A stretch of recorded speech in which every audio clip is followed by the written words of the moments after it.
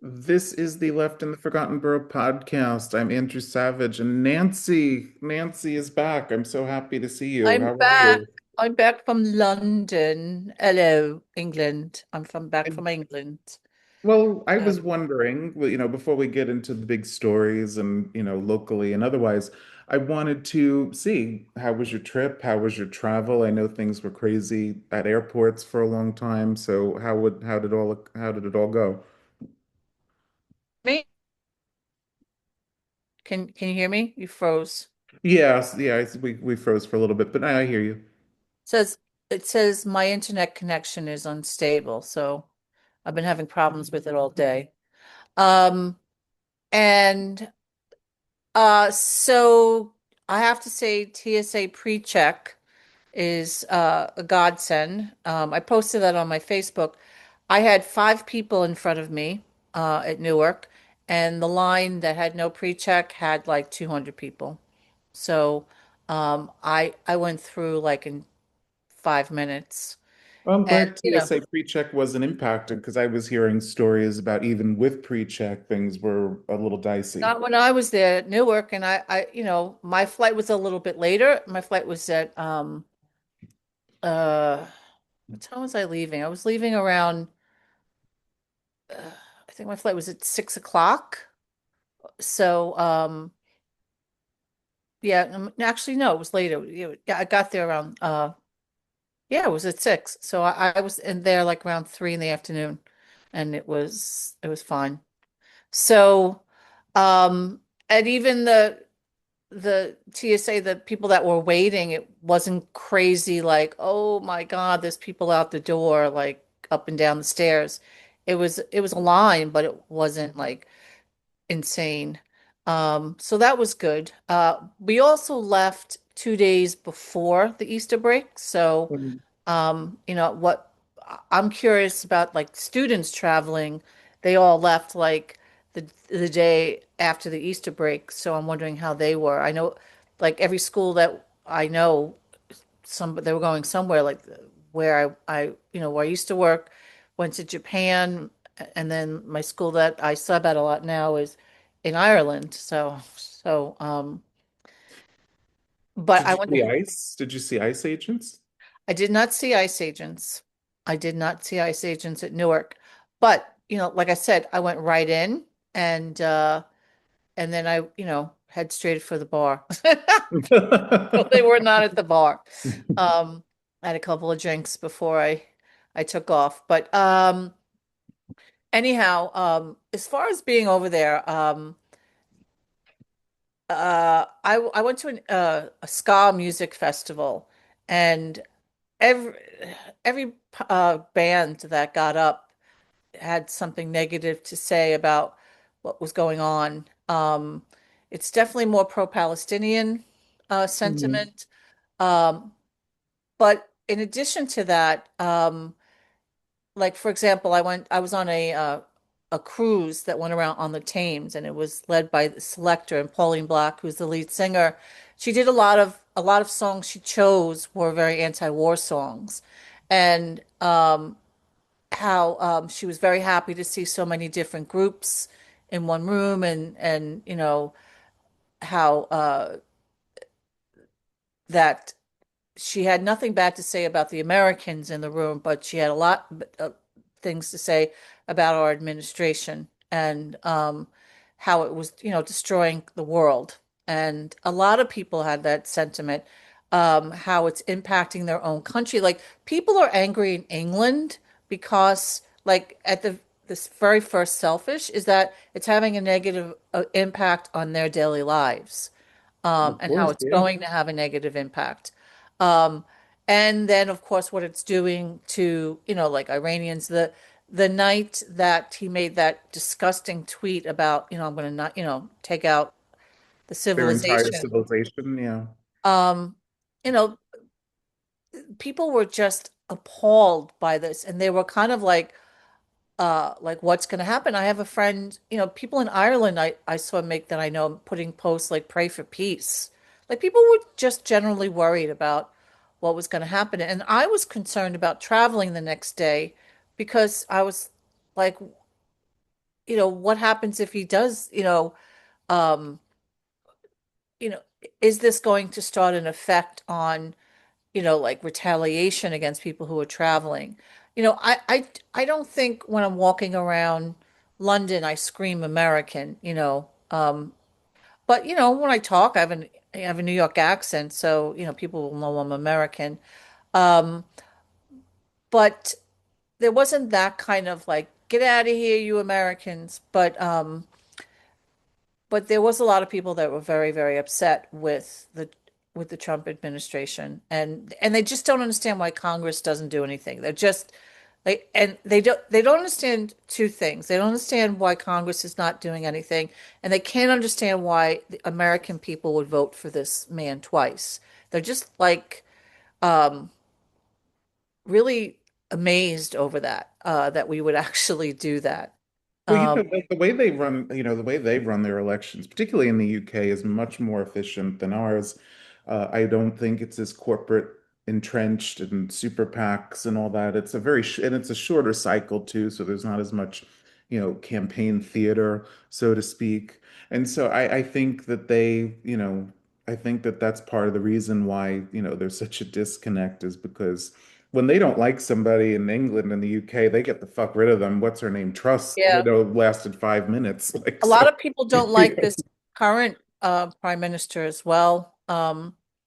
But aside from the fact there are a lot of Brexit people there, and so you do have an anti-immigrant sentiment, but it's not a blame game. It's kind of it's a little bit of a blame game. It's a little Trumpy. There is a conservative party there. There are people who don't like the wave of immigrants coming in, but not to the extreme like that of MAGA. But there, it's like something happened.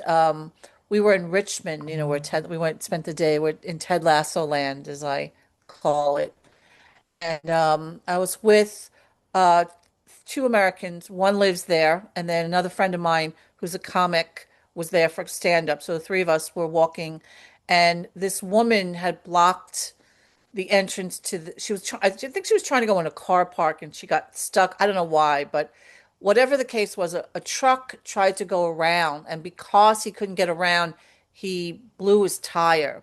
And so he got out of his van and he started yelling at the lady like, you gotta move. And then he was like, because of you, I busted my tire. And then she's like, me, what did I do? And I don't, and so she was upset. And then she turned around and said to him, she goes, why don't you go back to your own country? And I were like, oh boy, like this is gonna get ugly. And so one of my friends verbally said something like, "You can't like that's racist," and she was like started scolding the woman for her comment. So like shit like that's happening around the world, but not to the extent that we see it here.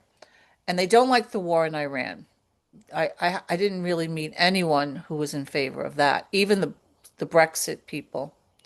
Yeah, well, I think that Europeans, and in particular in the UK, they have a really negative view of these types of wars because this feels like, 10 lifetimes ago now, but I remember, Tony Blair threw his lot in with Bush and the Iraq War, and that didn't work out. And I think they certainly remember, how that all went. Well, the other thing that they're very pissed off at is a lot of the comments Trump makes about, how Europe hasn't stepped in to help.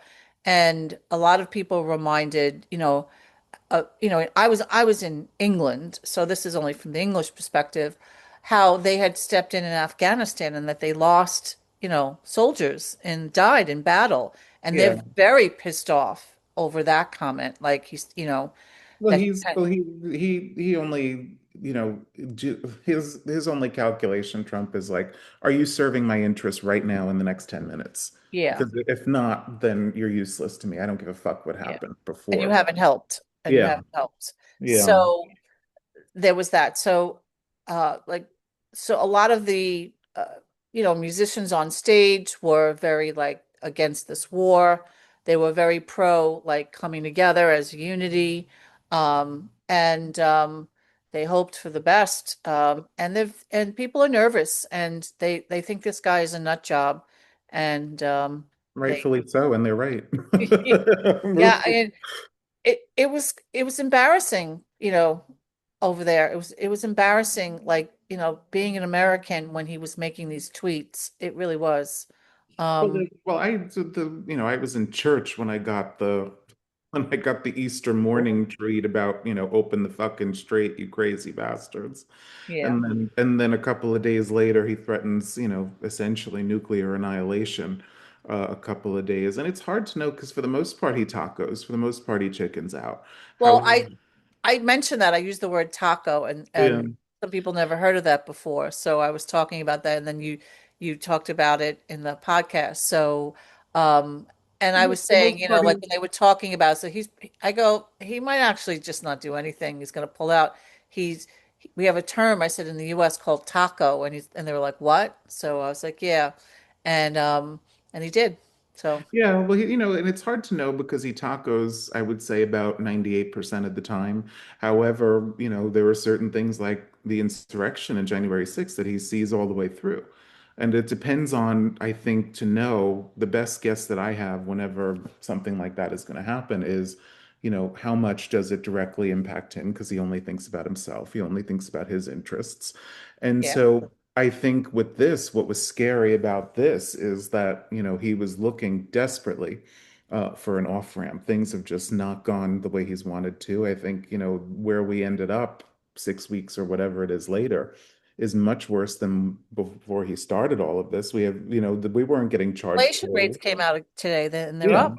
And It has a lot to do with the gas prices. So, we weren't getting charged tolls at the Strait of Hormuz either, at the start of all this, and now we might be. And so he's made things much worse, and so he needed an off ramp. And I was wondering, how desperate is this going to get? Will he actually do a launch? God forbid.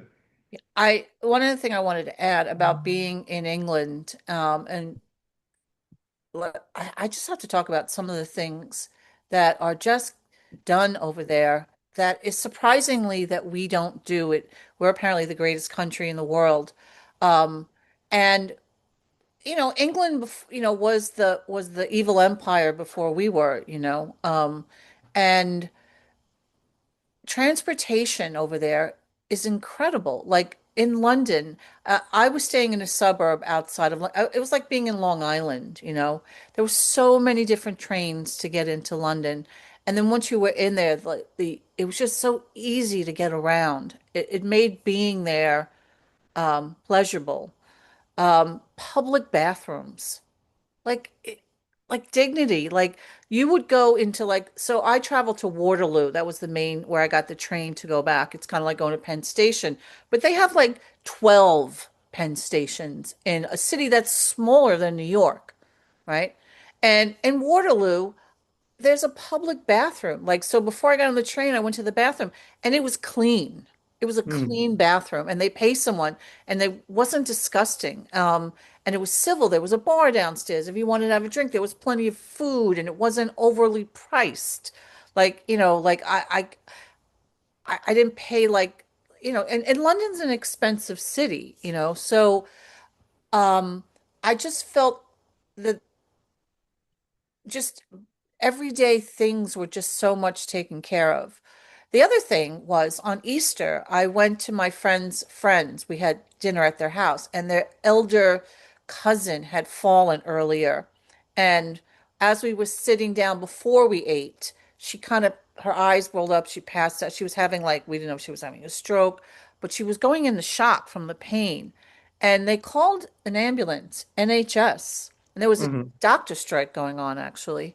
Um, and the ambulance was on the phone and came on Easter Sunday and was maintaining her for, I think, for well over an hour. Um, and then they Well, it decided was to bring. timely. It was timely. They got there in a They good got amount of there time. in 25 minutes. I mean, she wasn't having, like, they were on the phone with her. Like, actually, they had three first responders there. Like, they had two police officers and a former flight attendant. So they were all able, so she was being taken care of. And the ambulance got there and, and then took her out and took her to the hospital. And you know how much it cost her? Nothing, I'm sure. Nothing. Cost Hmm. them nothing. Hmm. So none of that. And then she's going to a rehabilitation center after that, which is also going to cost her nothing. Hmm. Um, Now, a friend of mine, my friend had knee surgery done a couple of months ago for free. And and she had a marvelous surgery. Like I saw her scar. It was like I compared my aunt just had surgery and it was so much better. It's her recovery and she came to the city with me every day. Like a couple of times, she's still just but she was doing so much better. And this was all under NHS. And and now she's having some other surgery. Her dental work is it's taken care of. And when people talk about, oh, you have to wait, I'm like, I have to wait a year to see my primary doctor. Hmm. So I don't know what people are talking about.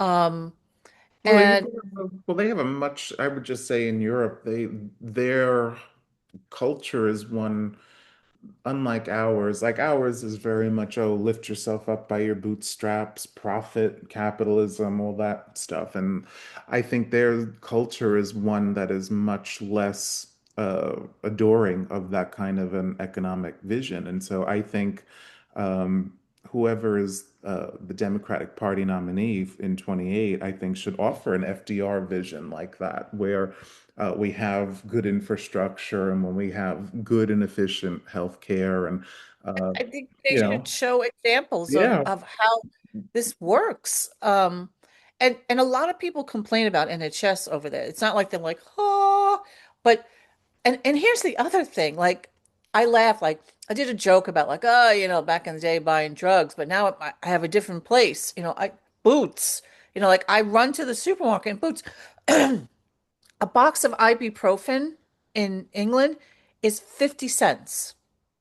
50 cents for a box of, I, I couldn't believe it. Like how much cheaper. And like I said, London is an expensive, 50 cents for ibuprofen, the same stuff that we have here. Yeah. And drugs, so much cheaper and so much cheaper. Why is that? Um, and when I think about things and you see things like that, you're like, why is this country, um, we're idiots? Why don't we do things that way? And I think part of the reason why we don't do things that way is because we have industries that have captured our Congress and our government. Big pharma certainly has captured a lot of our government. Certainly the insurance industry has as well. And so that's why I think, we can't have nice things like that, is because of all of the money and influence that those industries have in all aspects of our lives. Yeah. So, um, I definitely, I'm, uh, like, just being there and seeing those examples, we definitely need to, um, we, this is England, this is like one of our sister countries. My next door neighbor is going to probably knock on my door in like a few minutes because it was him calling. Hmm. He's overly concerned about we have a neighborhood cat and like everybody's taking care of him and you know he's like I think you should bring him in. I go, why don't you take him? You know Oh, well, you're the animal lady, so that's why he's saying Yeah. that. Like so, So I was like, I'll help you out, but I was like, you have you Guillermo, have you can't. yeah, I have Guillermo. I'm just learning. So and the cat's fine. He's the whole neighborhood's feeding him, so he's doing fine. I have a little thing in the shed if he wants. So he's a feral cat. He doesn't want to come inside. So, Yeah. but Well, we don't want, and sometimes, Guillermo, dogs and cats don't always get along, so we don't want Guillermo to be in harm's way. yeah. So if he tries again, I might just have to just tell him Yeah. talk to him later. Yeah, it's okay, Guillermo. Um, but yeah. Well, So yeah, in essence of that, um.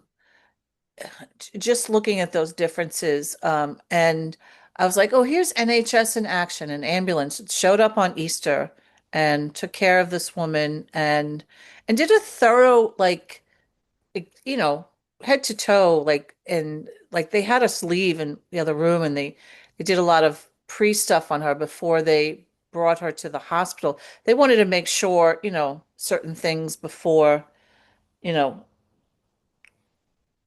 what was going on. And then they brought her and they did x-rays and a CAT scan on her and realized that, she had something seriously, she had hurt herself um like prior to this that she never indicated and they were able to see. So um but all free, all free. And and I'm looking at, uh, I'm in debt because I'm still paying off a dental bill Yeah, yeah, and I and think we have health care, you and yeah, I. absolutely. I think that the I think that, like I said, we'll talk about it a little bit later, but the presidential hopefuls for the Democratic side all got together at the National Action Network conference. And I think it's a multi-day conference, so I'm sure we'll be hearing from more of them. But so far, we've heard from Kamala Harris, from Pete Buttigieg, from Pritzker, Alyssa Slotkin, a few others. But I really would like to hear like how they would go about doing something like this. I particularly AOC. AOC is the one that stands Was out. she there? I didn't see her. Again, it's a multi-day event, so she may show up. But I think that if she shows up, she's the one who I think would most align with something like that. So I'm interested to hear like what she would have to say. Do you think she's really going to run? Yes, she's running for president, I think. Okay. Yeah. How old is she? She's like my age, or maybe a year or so younger. You got to be 30. How are you 35? I'm 38, so Oh, so okay. All she's right. yeah, and so she got to Congress when she was 28 or so. So it's been a while, so she's over the age. And All right. I think she's probably going to run. I think she's probably going to run for president. I don't think a lot of people think she's going to run for Senate, but I think that's a waste of her talents. Why would she do that? I think she would probably run for president. And I think of all the candidates or the potential candidates, I think she would probably have a platform that's quite similar to the vision like of healthcare and infrastructure that you talked about that happens in Europe. And so I'm interested to hear what she has to say, although I know these were kind of surface level conversations in terms of what I saw. But Alyssa Slotkin was there. That's interesting. So yeah, that's the first time I've heard her name. I like her. So, yeah, she's a little too right of center for certain people, but I think, she's good in some ways. I think she would make a better like CIA director or Secretary of Defense or something that's more of her background. But I think, I'm interested to hear from all of them. It's 2028, it's a while off, but it's still around the corner. So I definitely want to hear what all of these people have to say for sure. And of course, Kamala Harris made news by saying she was thinking about yeah. running again, and why shouldn't she? She's at the top of most of the polls, and so I think most of the Democratic electorate, myself included, thinks that she was, set up to fail in a lot of ways the last time around, and so I think that, why shouldn't she? Well, would she run because she's got to prove she could win, or she should No, run because she can win? well, she Like, can, but I think this time around, the circumstances are different. When she enters this time around, it's going to be a much fuller primary than it was. I I think this time around, I think there should have been a primary the last time. So, oh, I do too, but I think it should have happened much sooner. Like yeah, it I was I think harder. It I was think harder to by do. having it when they did, there was no other choice but to choose her. Hmm. Um, but I didn't think that she would have had the ability to win. Like I don't because she didn't get the domination the last time. So Yeah. I don't think she had, and I also don't think she had the that term was well for her.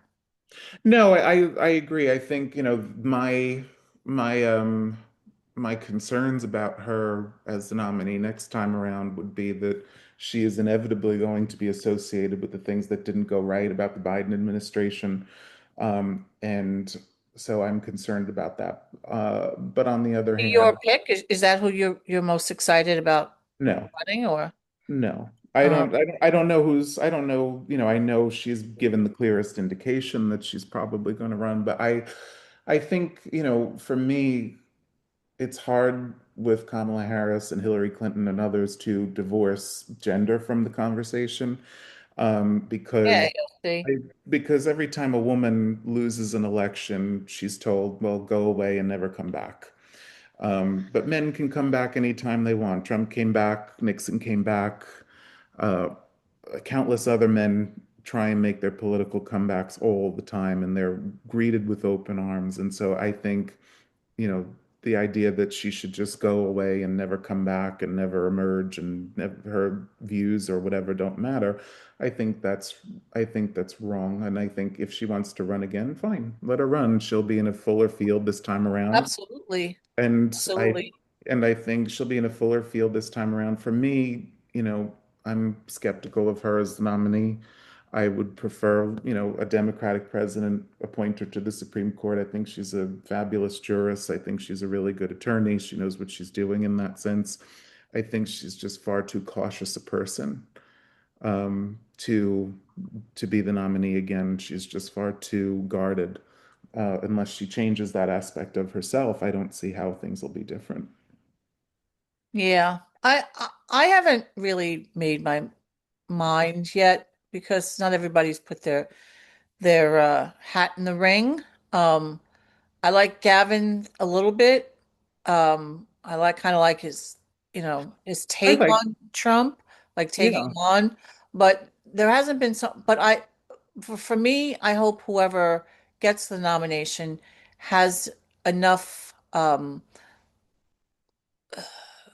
enthusiasm behind them that get people out to vote in And me numbers. too. Because I I think also, that's the thing. I think with with Hillary and with Harris, I don't think that people didn't vote. I just think they didn't come out to vote. oh, absolutely. Well, I also think that whoever the next Democratic nominee is has to have a bold vision, has to have an FDR kind of vision.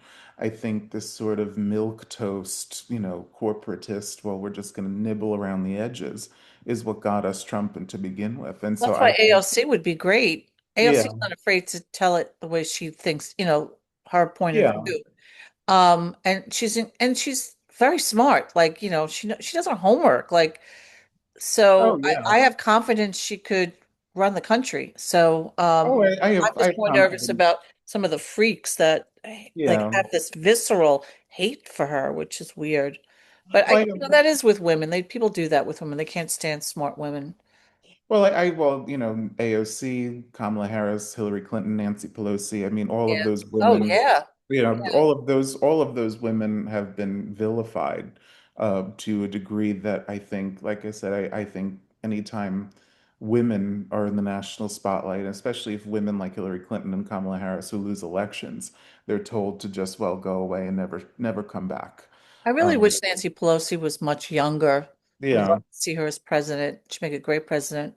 Oh, I was So, hoping when this was in 2020, when somebody, near Pence was infected with COVID, I was like, oh, maybe if Pence gets COVID and he has to isolate, and then Trump gets it and he has to isolate, then Nancy Pelosi would be president.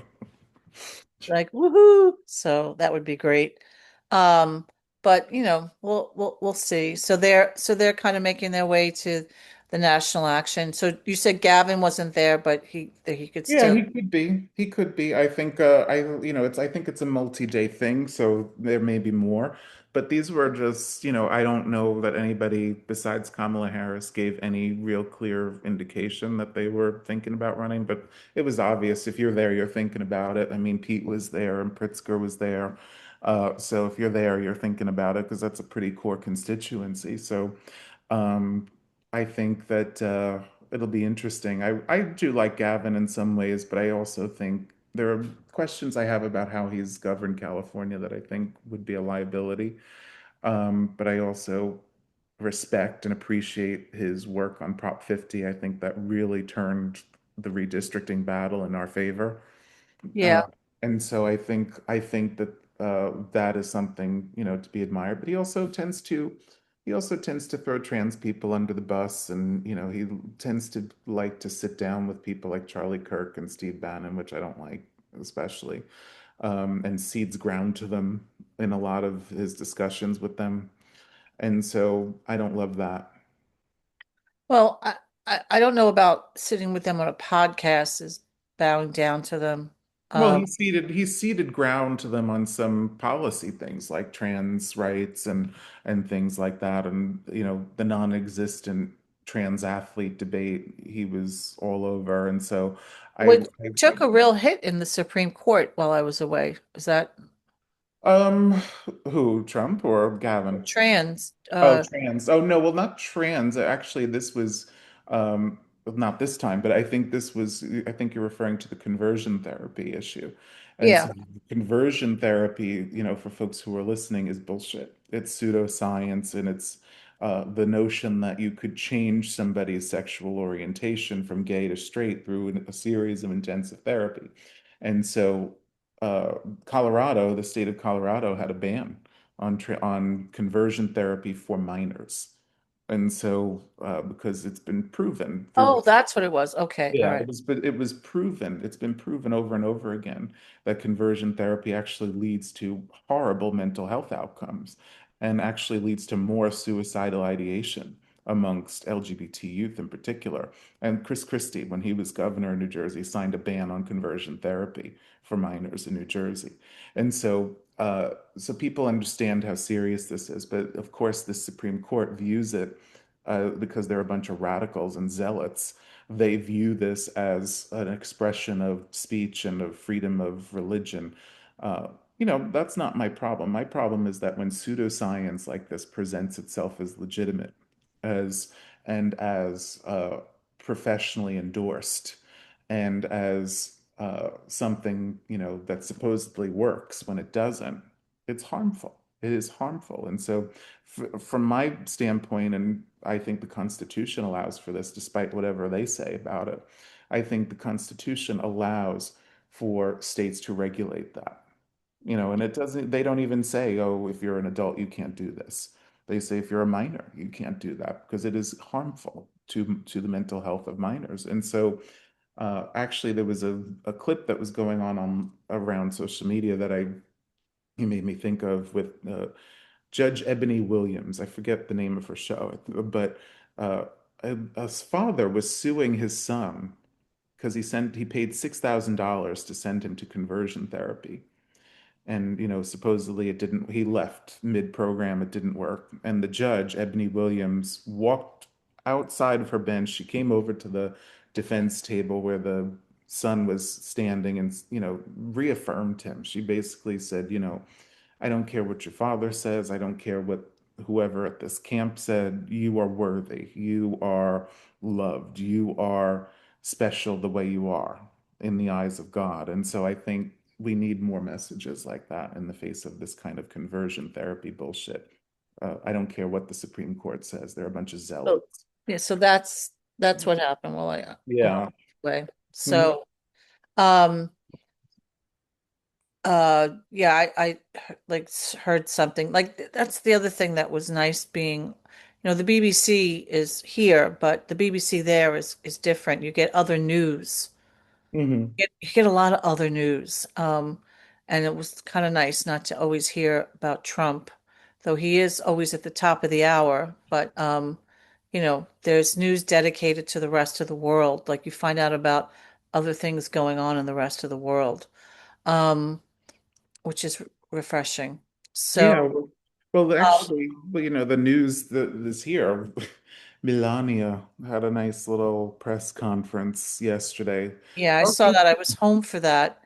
Um, talking about I something that nobody else was talking about, but okay. I I kind of wished she would have did that like a day prior, because then I would have ran to a bookstore to get hands on that book that came out called The Fall of the House of York, and I don't know if it's being just released. I wasn't in the bookstore to check, but I know that it's on pre-order here. But apparently mentions, like her relationship with Epstein and Maxwell. Um, and I think that there's something down the pike coming. That's why she's stepping ahead of it because she might have to like they want her to come and testify. Um, I think there's information that she's kind of putting herself ahead of. And also there's been a lot of talk that, that Epstein was like her pimp in some way and that he set up her with Donald, so it kind of cheapens her, I guess, relationship um with the president. So I think she's kind of doing that. But it Well, was shocked. Like I think there were people in her camp that didn't even know she was doing it. So well, the president didn't even know she was doing it, supposedly. He said, "Oh, I had no yeah, idea. I had no idea." Well, I have a couple of theories on this. One is the he had to last, know. You have to know. He has to know that yeah, he's in the White House. I mean, does he not know? I yeah. just don't know. I have a couple of theories. I think, the last time things got bad was with ICE when they killed Renee Good and Alex Preddy. And then there was an Epstein drop. And that's all anybody was talking about after that. Now the Iran war has gotten so terrible, and he's left the United States in such a weakened position after this war that nobody wanted, that now he's like, quick, go, give them something else to talk about. And even though it's a story that doesn't make them look good, he's like, well, great, they're not talking about how I tacoed and how things are immeasurably worse now since I started this war. Or inflation rates. Inflation rates came out today as well. So they are talking about it, but not as much. But price inflation has gone up, and a lot of it has to do with gas prices. So that has a lot to do with what he's not doing. Hmm. So you're right. It, it just, do you think he sent her out? Like, go talk about Epstein. Do me a I think favor. so. I think so. I think that was part of it. I think that was, well, because, since Pam Bondi is not the AG anymore, he has Todd Blanche. Todd Blanche, who will Well, he's not probably, official. Apparently, there's a few people in the running. One of them is Lee Zeldin. yes. Well, I think Todd Blanche will be there for as long as he can keep him. I think legally you can have an acting for about 120 days. And so I think Todd Blanche will cover up everything even more so than Pam Bondi. I think remember he was the guy who went to see Ghislaine Maxwell in prison and Yeah. then got her to the country club. And so I think he'll do even more than that. But he's also an incompetent. He's the same guy who was Trump's defensive attorney, and then he got convicted of 34 felony counts. Yeah. So, But I think some of the people in the running for that job, I really am rooting for Judge Box of Wine, Janine Pirro. oh yes, she's in the running, and I think she's pretty qualified too. Apparently, like she's She got the. is. I voted for her at one point. I I know you did. I know you did. voted. 'Cause anybody but Cuomo. Yes, Um, I voted and for her. she's in the running. Lee Zeldin's in the running, and Todd Blanche is in the running. Do you know? I don't. Those are the only three I know of. Do you know anybody Uh, else? I don't know of anybody other than those names. I think he'll keep Todd Blanche there as long as legally possible. But then I also feel like Todd Blanche, of the two of them, Pam Bondi and Todd Blanche was definitely the smarter and the more competent of the two of them. And so I think he'll keep Todd Blanche as the deputy just to have like a babysitter for whoever his attorney general is going to be. Yeah. I think the best case scenario for us is if Judge Box of Wine gets the job, because I think, Judge Box of Wine is qualified, but she's also incompetent. I mean, she couldn't even get a conviction of the guy who threw the sandwich at the soldier. Yeah. Um, and That is true. That is right. and And she, I think that's why he fired Bondi because she wasn't successful at going after his enemies. even Well, though yeah, she did. yeah, but I also think that was also a distraction from his enormous fuck up in Iran too. I think, well, let me just throw some red meat out there. We'll throw this bitch under the bus and whatever. And so I think Judge Box of Wine is probably, the best possible outcome for I'm democracy. betting on Zeldin. I think well, I just think because he's quiet and he's also devoted to him. So, He is, but I also think he's smart enough to know where this all leads. I think he's smart enough to know where this wasn't all it the leads. EPA person now? He is, and I Yeah. think that's a So much lower profile role, and I think he may still want a future here in New York politically. And Trump has the effect of ruining people around him while also having like coming out smelling like a rose himself. And so I think he kind of knows that. I think Judge Boxawine is, you know, she's not going anywhere politically, and so I think he's crazy. yeah. So I don't know. Judge Box of Wine and Judge Box of Wine, I think, is more is like I said, that's the best possible hope for the survival of democracy and the rule of law because she's so incompetent.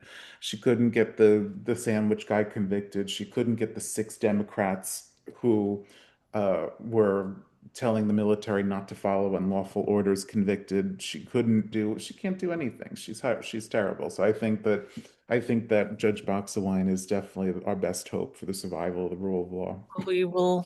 We will see who Hmm? that will be. Um, and oh, before I forget, if I gave a couple cards out to some people in England, so if we have any New England followers, please let us know.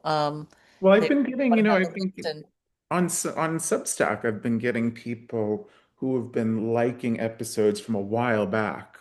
Like, and I don't know who they are. And so they're not officially on the list of subscribers yet, but then they do eventually. So I think we're They up to like listen. yeah. So I was like, that may explain it. Okay, so we have international followers now. Yeah, so I've been talking up us a lot because like I said, I've been talking to a lot of people. Um, I there was what is the new remake of The Handmaid's Tale? The Testaments. Testaments. There was a promo in the station. They actually the Testaments was starting this week, and I so they had know, I this saw it. So good. little So live good. action thing going on in the Waterloo station. So I was taking a photograph of it, and one of the people working there said, "You can come closer," and and so I started talking to this guy for a while, and we were talking about the country and. So I gave him a card. I gave a few people.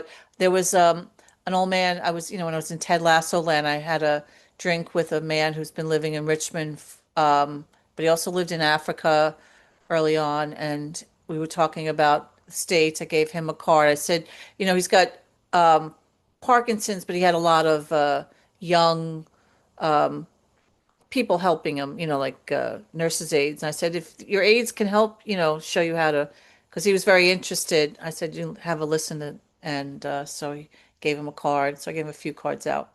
So we'll see. And then a couple of comics that I worked with. Um, but speaking of, also they were talking about is our mayor, asking about our mayor. So today was the end of his first 100 days. So there was something in the news earlier about his first 100 days. What do you think? How do you think he has I done? would I would say, I don't know if I'm going to do the whole letter grade thing because I think it's more nuanced than that, but I would say that so far so good. I would say, his emphasis on, he must have some gay doing his publicity because all this talk about filling holes is is getting the gays all hot and bothered, but it's actually the potholes. And Yeah. and so he's so I think he honors his promise to do some of the most basic things that way. Um, I was really happy to see that he was able to, not in the way they wanted to because he's not getting the tax hikes that he proposed, but he's expanding childcare. Um, I am really pleased to see that public safety has really maintained steady. Well, there are things that happen, but as there always are, but overall, I feel safe in the city. Um, And but I would also say, as it relates to his relationship to Staten Island, Not good. that's an area he could do much better in. And, the reason why I say that is because as we touched upon a couple of episodes ago, he left us out in the initial rollout of the child care pilot. 2K, yeah, Yeah. And the snow cleanup here was especially slow and was yeah. especially inefficient.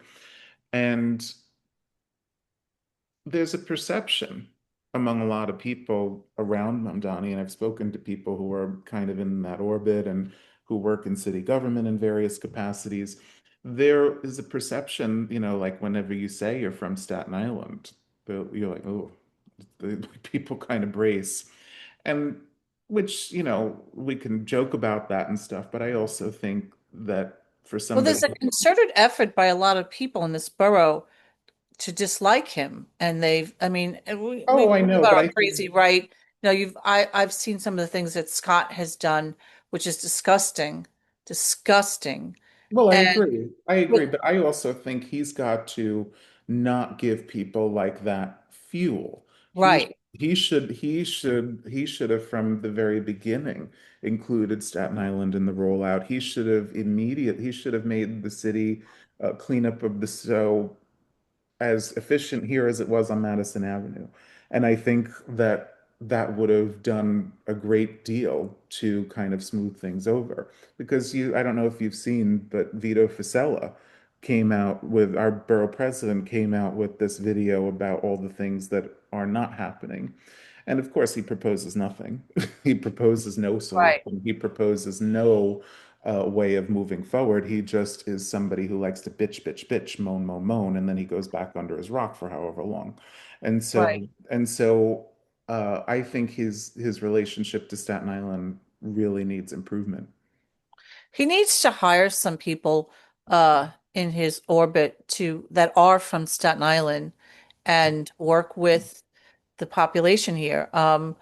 And he's from Queens, and there's a conservative base in Queens, and he deals with them well. Maybe because he's from Queens, right? He is from Queens, right? Yeah. He is, but Um, he's like his district. I remember in the assembly was like Astoria, the really conservative parts of but Vicky Queens are Palladino, isn't she from like Queens? not So Astoria, but she's like in like the Rockaways, like Whitestone. That's the more yeah. conservative area. But it's still the borough, and just Yeah. like we are, on Staten Island, we have our Democrat, we have our liberal sides and we have our conservative sides. It's not all, Republican. So, uh, and maybe he needs to hire some people that live here who understand the dynamic, wink, wink, like like someone like us, like Yeah. who understand. What this borough is about and how do you reach out? Like he needs to be here and, and do, come visit, you know, Well, yeah, and I and also not just Manners Harbor. You know what I yeah. mean? Like he needs to go into Newdorp. He needs to go on the South Shore. Maybe go to Newdorp first and then, Well, baby steps, baby baby steps. steps, go by the mall, So, um, but yeah, um, go visit the park that's opening up in sanitation, like, the old dump and see what's going on there. Um, Look at transportation. Transportation is, I mean, I think it's a good way to get to people's hearts, make it easier for us to get into the city. Um, Things like that. I know people here hate speed bumps. I got a ticket. I got a speeding ticket, and it was such a got ya. I got on the. I always get it was. Camera, I got once coming off the Bell Parkway, and you're always going like kind of you're a little fast quick. off, You're a and little bit quicker, yeah. I got a speeding ticket coming off the Bell Parkway, which I was like surprised. It was a camera. But in the morning going to work the other day, I was doing 49 in a 35 and I was passing someone and I was late for work and I got pulled over by, a police like it wasn't a camera. and it was $200. Oh my God. Yeah, $200. I was like, wow, like stuff like that. But I'm not for like getting rid of speeding because I think it's wrong. But You need some enforcement. You need some of that. But yeah, I also think there's a perception here on Staten Island that we are just the place where that's hit the most with that kind of stuff. yeah, And I think maybe, you know, doing things to show, you know, that there's enforcement everywhere, or maybe, you know, having these things adjudicated in such a way that people aren't always paying through the nose for this kind of thing might. yeah. Or seeing, showing that I think it's a good idea. Like just showing that we are not the borough with the most speed cameras. That there are Mhm. other borough. Like my ticket I got in Brooklyn was, that was off the belt. That was in Brooklyn, but um.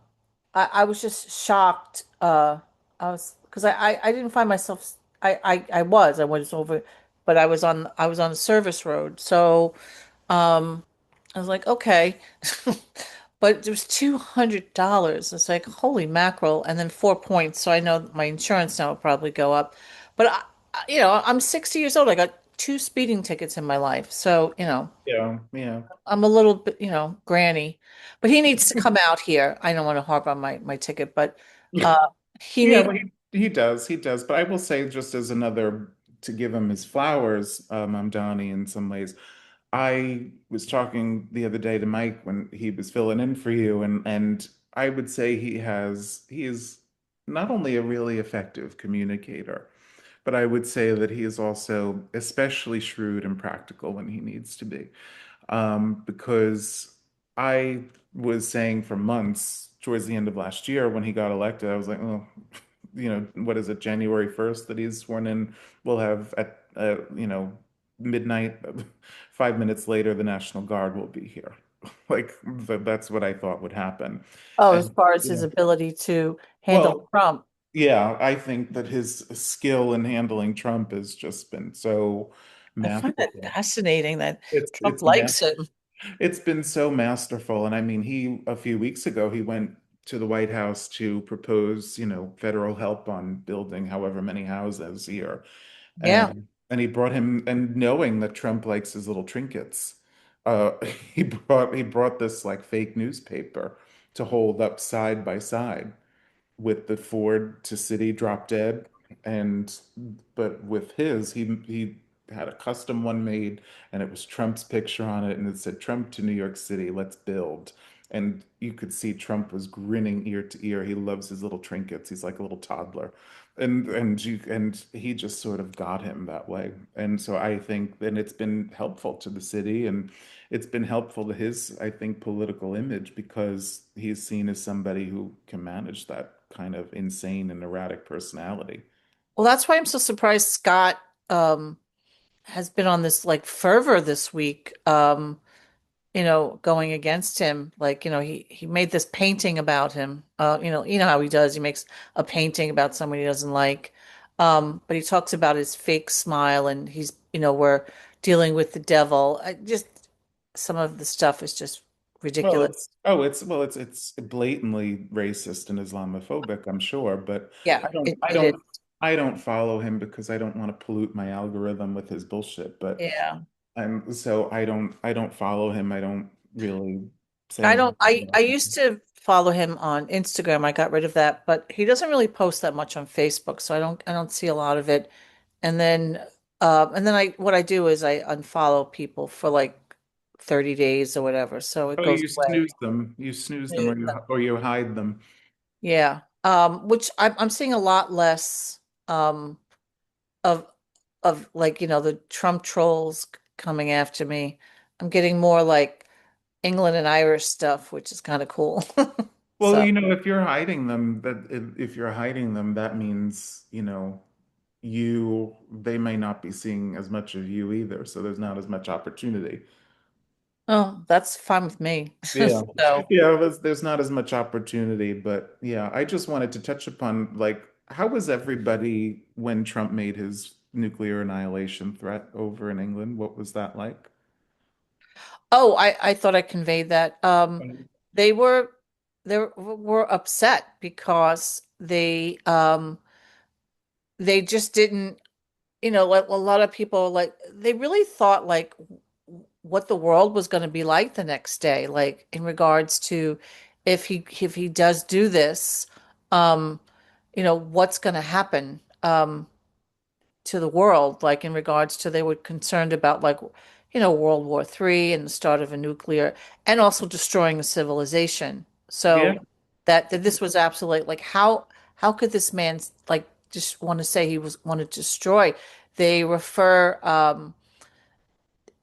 some people referred in regards to like what Hitler was doing, um, but they were more concerned about what was life going to be like the next day, um, like how this was going to impact and how much this man has impacted the world and I negatively.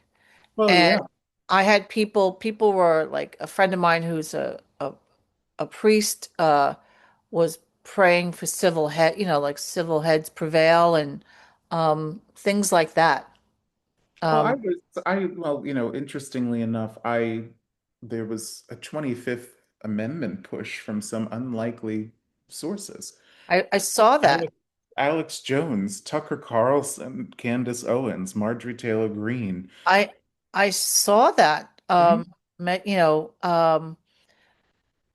Which is interesting. Okay, good.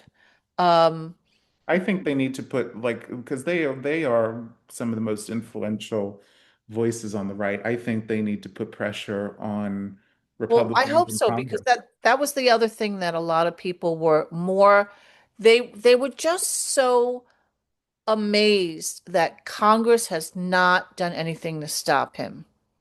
Um, and a lot of people are they're like I said before, they're amazed that Congress hasn't done anything and that we voted for someone like this. So they're seeing it as a reflection of what kind of people we are. And they should because it is. Oftentimes, at least in Trump 1.0, it was, oh, this is not who we are. No, this is who we are right now. And Yeah. so I think we need to grapple with that. We That we need have a to, white supremacy, uh, base of people in this country that want to go back to that kind of, even a lot of conservative, physically people in Brexit, don't have that mentality. well, no, and I think it's important to distinguish from the cult, no matter what he does, they're down with him, but also uh I think we have to distinguish from the cult to the folks who he peeled off in 24. And that really should be the effort is getting those people back and getting the people who didn't come out at all to come out and vote in November. And so I'm hoping that we have by the end of this midterm cycle and God willing, if all And goes here's the according other to thing. plan, we Talking get to a it lot of back. people, talking to a lot of people, they know what midterms are over there, Mhm. you know? Like they know their politics, they know what's going on. They don't get as much like crappy news like we do, but they're aware of what's going on in the world. And Well, they know what and they understand what a midterm election is in this country. And yeah. they know the impact. Well, it's their it's their only hope for like a check, Yeah. it's Yeah, like their only hope. they're hoping for it. So, um, And but by the way, people and were very afraid, and so yeah, was I. and by the way, I said this the other night too, but you know, Trump was threatening nuclear annihilation and everything else, and Nicole Paliotakis was talking about, how much people are getting in their tax returns. And so she said, Oh, I'm absolutely, getting nothing. What is yeah, she talking about? Like, I'm paying again. Like, yeah. what is she talking about? Like, I got nothing back. So, nothing. Maybe, Well, she's full of shit, and then she posted something about puppies, which okay, fine, but I was like, the president is threatening a nuclear holocaust, and the puppies get your attention, yeah, and that's what I said to her in the comments. I said, and the puppies get your attention, and I said, words cannot describe how much you suck. yeah. Like words cannot describe how much she sucks as a representative. I I honestly we need to vote her out.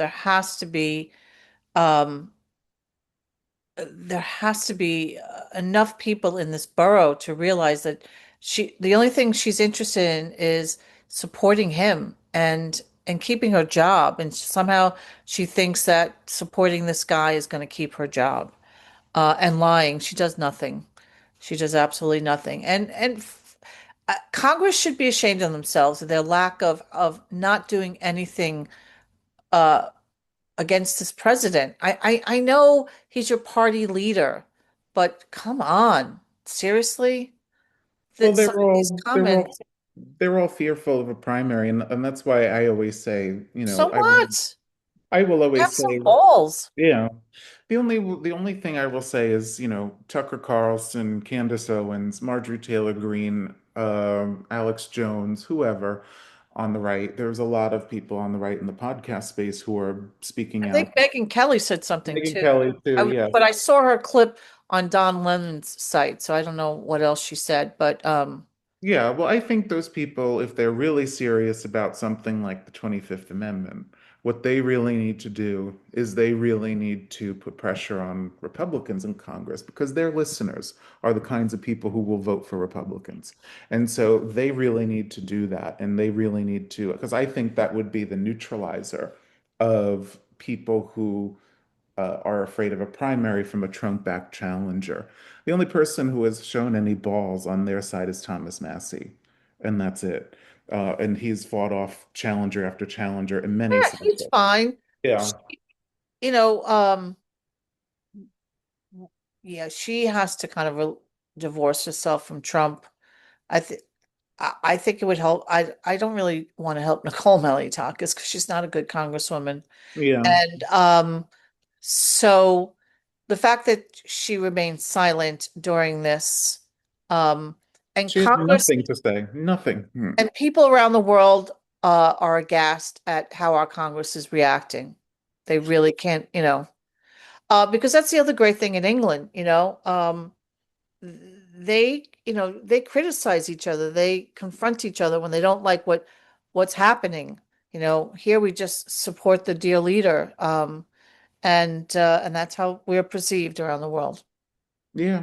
And so that's just a really sad state of affairs. But I'm happy that we're not dust in the nuclear wind and we could come and talk to people and all that. How do you think this ceasefire is going to? Oh, it's already sort of, isn't it already kind of on shaky ground because It is. Israel is still attacking Oh, actually, Vance went over and did a little pre-help election thing with uh, Orban. Orban, yeah, in, Yeah. in Hungary. Now, this is an interesting election to watch because his opponent is kind of predicted to win. Yeah, it's the first serious challenger. I was listening to Ann Applebaum on the Bulwark podcast. She's a scholar of authoritarianism, and Orban. It's interesting because Orban. Well, first getting back to the ceasefire, that's already crumbling. Israel's attacking Lebanon. The Uh, reason why I said that's because yeah, Vance is yeah, joined the yeah, delegation to go yeah. to Pakistan. Israel's attacking Lebanon. That's already on shaky ground, so who knows what's going to come of that. But as far as Vance going to help Orban, that's not a surprise because Orban is the model for the kind of government they want to establish, and a lot of what they've done since they've been back in power has been inspired by Orban, going after universities, going after press institutions, going after law firms, anybody who is going to question the state they are targeting for persecution and journalists too. Yeah. And so I think, this is not a surprise that they are making this last, 11th hour push to help save Orban because he's sort of the model of what they want to do and what they want to accomplish. And actually, much of Project 2025, which is the blueprint for how they've governed, was modeled after Hungary and after Orban. And if you remember in the debate with Harris in the election, he cited Viktor Orban as the one European leader who respected him the most. And Of course. yeah, and So. And You know, even he does not respect Trump and the people who are around him. They do not respect people who are democratically elected because they don't believe in free and fair elections. They believe in rigged window dressing elections. well, that's why it's curious to see if this guy doesn't win, how that's gonna play out. I don't, well, it'll be interesting. I don't know what safeguards they have like to help, like if there's if there's, if they need to transition peacefully. I don't know like what it'll be. My hope is that it's just too big to rig, just like it is here. I'm just hoping that it's too big to rig over there. And I've seen because Rachel Maddow has done a lot of focus on Hungary and the protests movements that have happened there over the last year or so. And as kind of a model of what we should do here in the face of a similar type of government. And they've really been steadfast, the people of Hungary. They've really been out there. They've really been vocal. And so I'm hoping, that this turns out well for them and that, I don't know, he seems like the kind of guy who has the same sort of bluster that Trump does. And so he may not concede, but oh well, you lose. Well, if that's the case, then I'll be very nervous because that might happen then here. But Oh, absolutely. Well, we know Trump is going to I attempt think that if he here. loses and there's a transition to a new government, that's hope that Yeah. you know, vote, And yeah, well, the ruling party in Hungary is his, and so I'm concerned that, there'll be I still have to listen to the rest of the Anne Applebaum interview, but I want to hear what she would have to say about that because she's a more of an expert on that kind of authoritarianism. But, Michael DeCillis, I also want to shout out because he wrote an excellent editorial calling for the 25th Amendment for Trump. And so we'll post that in the show notes here. But it did was he really, post it in the advance or? yes, Oh, good. it was in the advance and it was a really When terrific. was it there? Because I looked at the advance today. I didn't see. I think it was maybe a day or two ago. Like I Oh, said, okay. yeah, I'll I'll post look, it. see if I can get any past and take a look at that. Yeah, I'll post Um, it in our show notes for our listeners to read, but it was really a well-written piece, so I wanted to give him his flowers too. oh, good. Okay, Yeah. good. So, and just really on that note, we had it was nice to see him. I think we mentioned this last time we were together to see him at the No, 28th March, no kings. Yeah. the No King's Day. That was a good, nice turnout. I was happy with that. And we got we had our little King George and Trump himself showed up to the rally. that went over well. So Yeah. so that was fun. They're And asking us, I don't know if you got that email. They're asking us to reprise our roles, but it's in the middle of the summer. That's gonna be too hot to dress up in those costumes. oh, you could make a little cooler version, but for what? What are they what Pride Fest. Pride Fest, they want to do it. Like they're having a, recruitment table at Pride Fest and they want us to be like the mascots. But I was like, it's gonna be a little hot. So I'm on oh, board. okay. Did they oh okay. I haven't I saw something by them about Pride Fest, but I didn't read it yet. So Yeah, it's like a recruitment opportunity for them. But I hope it all goes well, but I don't think I'm gonna be wearing wigs and robes in 90-degree weather. yeah, I don't know if I can wear a suit and tie Yeah. because that's all he wears. He doesn't have a summer outfit. No, well he has those, golf shirts every now and then Oh yeah. he's got the pants up to his nipples Oh every so God. often. That's when he's out of drag. I don't know. Could I be that's gonna be awful. But all right. At least the blue suit's a little slimming. Yeah. But anyhow, but so all in all, another crazy week. But Yes. we have a ceasefire for today, and I'm hoping in these talks they discuss an off ramp. Well, one that doesn't leave us in a worse off place than we were. Like I said, we were not paying any tolls for the Strait of Hormuz before this all happened, and so why should we have to pay now, essentially just because, he fucked up. Yeah. And so he's you know, I think I hope that he'll sell whatever they work out as a win, even if it isn't. That's why it's always important to look at the fine print because, he always sells, he could take somebody could take a shit right in front of him and he could spin it into a win.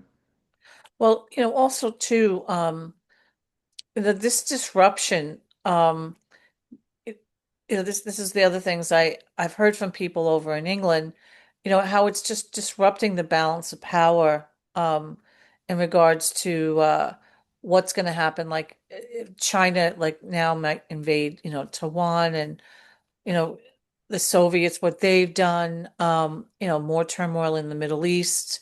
Um, and so they're just kind of like this whole war is just shifted. Like I met no one